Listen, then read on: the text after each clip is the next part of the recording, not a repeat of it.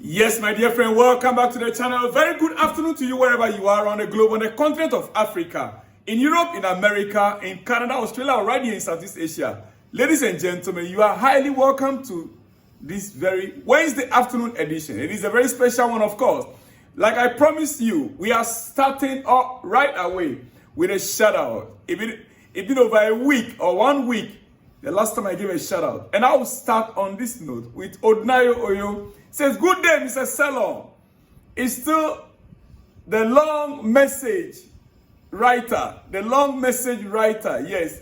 Says, well, my candid opinion to all Chelsea fans across the globe is that these current owners don't prioritize what we are agitating for. That is trophy, into bracket. Their mission and vision is to make profit from the club at the expense of the fans. They will promise heaven and earth to do something that they believe will benefit the club, but drag it till the grace is over. In view of this, I urge all Chelsea fans to lower their expectations for now, because there is no light at the end of the tunnel of these quacks. These quacks called football lovers. It is crystal clear that Chelsea lacks goals or goal scorer and defender, but failed to do that. Well, that is coming from Odnayo Oyo from Lagos State, I believe, Nigeria. All right, we go to the next one. Just as I promised you that we are going to be taking some shout outs before we go into the main news items for the day. All right, okay, this one says, coming from Steve, is it Steve? Yes, Steve Hammenberg. He said, I don't like the way of Lavia Cowell. Am I right? He said, I don't like the way of Lavia Cowell. Is very slow, friendly in defense. Why? I'm still Anderson Hammerberg. The Israelite Liberian. Yes, the Israelite Liberian theologian. Please go for what? Nottingham Forest center defenders. Murillo, a very good defender and young. Yes, actually we understand Chelsea made a late approach before the window shut for Murillo. Chelsea made a late approach for Murillo before the window shut. So I think he's one of the players that we should be looking out for in the summer. Coming from Steve Hammenberg, the theologian theologian from Liberia, but in Israel. Okay, this one from Frederick Amabe says, I think I can okay. Frederick Amabe says, is this one our problem in our team? We need a striker, please. I am sick and tired of this Chelsea board. For God's sake, Frederick Amabe from Biafra State, Nigeria. Johannes also says, that is good. It's only Maresca who is going to be sacked. The sporting directors will remain like before if Maresca is stupid. Anyway, big shout out to you guys all out there. Frederick Amabe, Johannes, Anderson, and who else? Odnayo, big shout out to you, all of you guys all out there. I am glad you guys kept your messages coming in. Let me see, which one can I take before I go? Frederick Amabe says, my brother, we don't have a team, really? all right. Dear friends, all right, quickly, shall we get started with the main message or the main news items for today? Dear friends, let's get started. All right. Dear friend, John Duran to the Saudis, John Duran to Al Nassr. Yes, he is now an Al Nassr player. Chelsea's hope of getting John Duran is over, was shattered about 2 weeks ago. But ladies and gentlemen, now it has come to the news that the player actually traveled with his girlfriend to Saudi Arabia. I'm sorry. Yes, The player, the Colombian striker, insisted on living in the neighboring state of Bahrain with his girlfriend because his host nation, Saudi Arabia, do not permit a man living with a girlfriend if that woman is not your wife. Unless I believe there are exceptions, like Cristiano Ronaldo. It is his partner legally.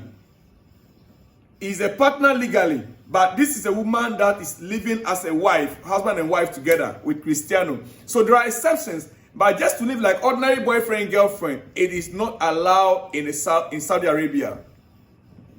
So as we speak, the Colombian striker insisting that he won't be living with a girlfriend. They have to make a separate arrangement for him. And right now, as we speak, the player is living in the neighboring state, neighboring country, Bahrain, with his girlfriend. This is because in Saudi Arabia, you are not allowed by law to live with your partner unless you are married. Unless you are married. And so he is to be traveling. John Duran will be traveling every day, 500 kilometers every day to train with Al Nassr. He will be traveling 500 kilometers daily. That is about 80 minutes of traveling hours, flight. He will have to travel every day 80 minutes. Yes. He therefore would take 80-minute flight to training every day from Bahrain to Riyadh, where Al Nassr is based. Well, ladies and gentlemen, the club, they should have known this. They should have known this. Right now, that is an extra cost. Is the cost going to be borne by the striker, by the player, or by the club? That we don't know yet. We are not sure on that yet. All right. Okay. Let me just finish with this other news before I go to Chelsea. Marcus Rashford could lose as much as 100% of the sponsorship money he received from Nike or Nike because they consider Aston Villa a lower category of club than Manchester United. This is the reason why many clubs or many players do not want to move from a bigger club to a lower club. When you are in a team like Manchester United, you are in Chelsea, you are in Liverpool, you are in Real Madrid, you are in Bayern Munich, and you want to move to a lower club, you end up losing some sponsorship deals. Nike has been sponsoring him. I mean, as you can see right there, he has a deal with them. Now, he is likely to lose all those deals because he moved to Aston Villa. Nike could also ask him to partially pay back his signing on fees. These are legal matters. So these are the reasons why it is difficult for some players to move. Even if you are asking them, you are not getting a playing time with Manchester United.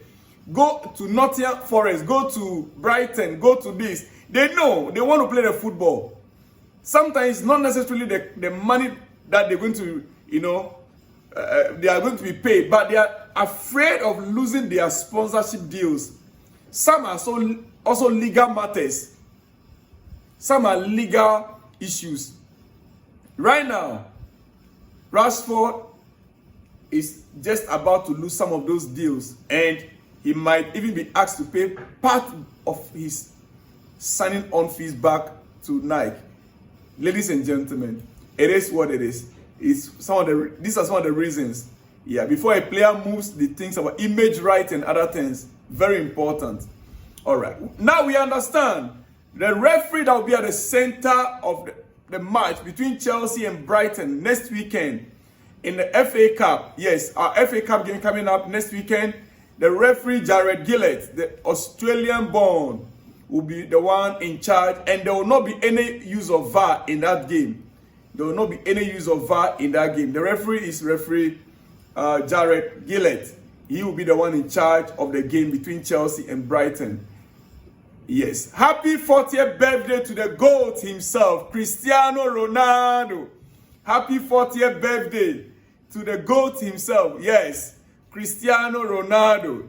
Oh my goodness. Finally, We'll be hearing he's 38, he's 39. Now he is 4 decades.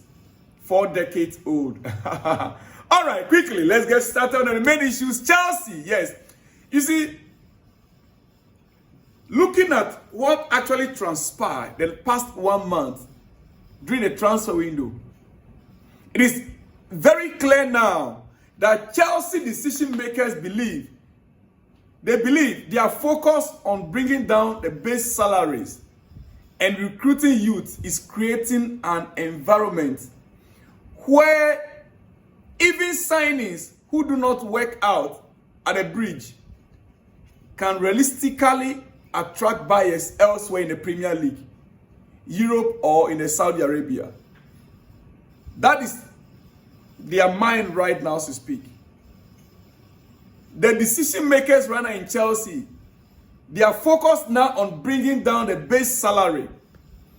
Now, you cannot count up to 10 players that are earning above £150,000 in Chelsea right now. They are all below. Reece James, Wesley Fofana, Christopher Nkunku. Only recently, Kopama was increased to, I think, 120 or so, 130. So majority, almost about 70% of the squad members are earning below £150,000 per week. And it is believed that they are recruiting youth 18, 19, 20, 18, 19, 20 to create that environment where even if those signings do not work out at the bridge, they'll be able to sell them to the Premier League rivals. Easy to sell because they are on a lower wage. Realistically, they'll attract buyers from across Europe. So the strategy Chelsea is using now is more of business focused, business oriented. We are not trophy minded yet. Their mindset, their belief is that along the line, we will be able to balance the books. At the same time, we can still realistically be in the top, top 4, top 6 every season. Not necessarily winning the league. Chelsea are not seeing themselves winning the league in the next 3-4 years. No. That is why our head coach kept telling us that he was not told to qualify the squad for Champions League next season. He was not asked to do that. He said it several times because up there, their belief is that let's buy them young. If peradventure we are able to get, we'll be buying them, we'll be trying them, if you don't fit in, we sell you, we can easily sell you out to a Premier League rival or to another club in Europe or even to the Saudis. We can recoup our money with some profit. So long as you came to Chelsea, your value automatically increases. This is the mindset. This is what Chelsea are currently doing. Now, all these are happening to the detriment of we the fans.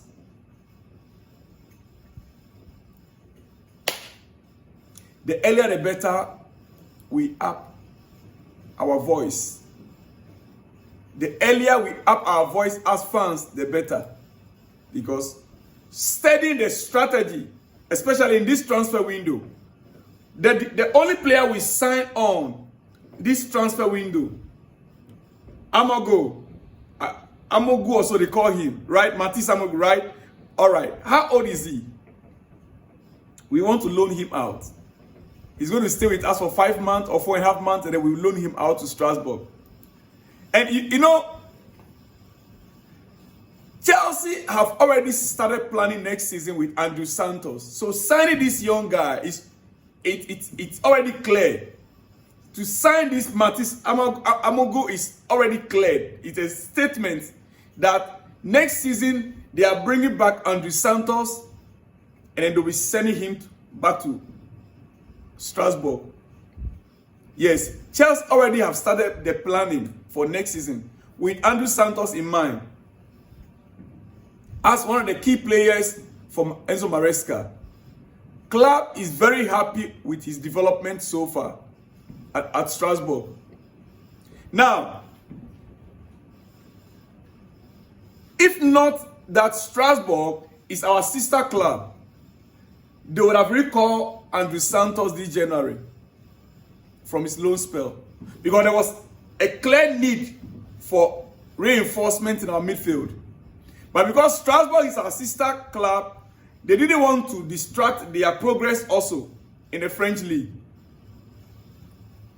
So they decided to hold on and get something different, similar profile, and keep with Chelsea. Next season or next summer, we cannot go in for Andrew Santos that have already developed from Strasbourg. Then we can send this so-called Amogu to them.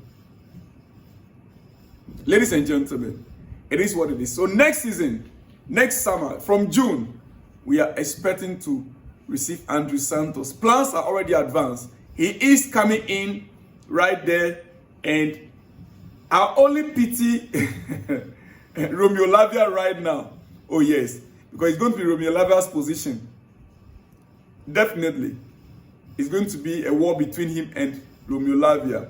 But Lavia, right, unless something else happens that magically his injury stops. But as it stands right now, Romeo Lavia cannot play a full 90 minutes consecutively 3 games. He cannot. He cannot. Dear friends, it is hot afternoon. I will not waste much of your time. I came purpose because I want to give you guys shout outs. Let me just run it up here. I should be back in the next one with more exclusives in the coming hours. See you guys when you see me.